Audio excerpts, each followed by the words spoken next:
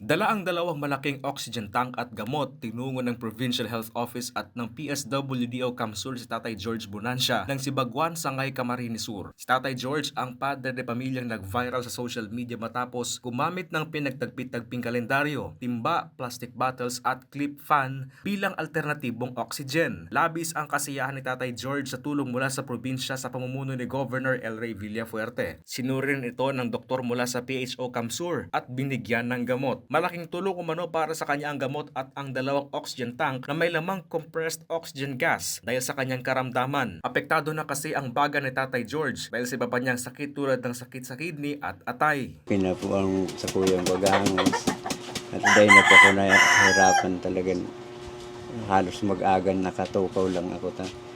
Dahil ko kaya humigda talagang lapat. Tukaw lang ako sa lamisa.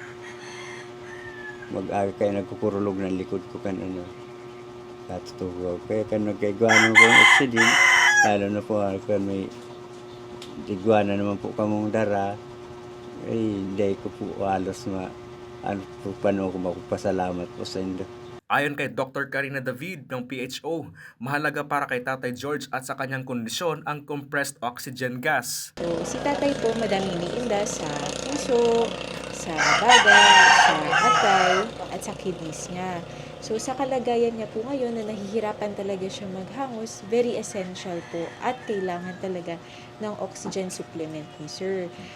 Sa kalagayan niya ngayon, nag-i-improve naman na po si Sir kasi meron na siyang oxygen. Sasagutin na rin ng probinsya ang pagpapa-CT scan ni Tatay George sa Kamsur Provincial Medical Center para sa intensive diagnosis sa kondisyon nito. Bibigyan rin siya ng financial assistance at wheelchair mula sa PSWDO Kamsur. Labis ang pasasalamat ni Tatay George kay Governor El Rey Villafuerte at sa provincial government ng Camarines Sur dahil sa agarang tulong na handog para sa kanya. Sabi ko lang po kay Gub, maraming salamat po sa gabos na naitabang mo. At sana po, grabe po ang matatabangin yan. Halos arog man sa ko. Dahil nga sa arog kayo niyo. Oxygen nga sa bulong pa.